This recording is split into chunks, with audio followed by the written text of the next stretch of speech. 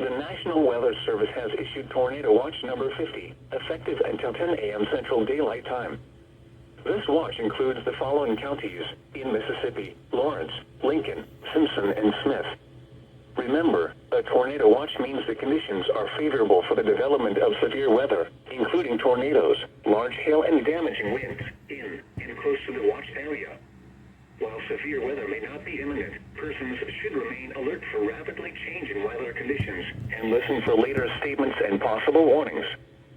Stay tuned to NOAA weather radio, commercial radio and television outlets, or internet sources for the latest severe weather information.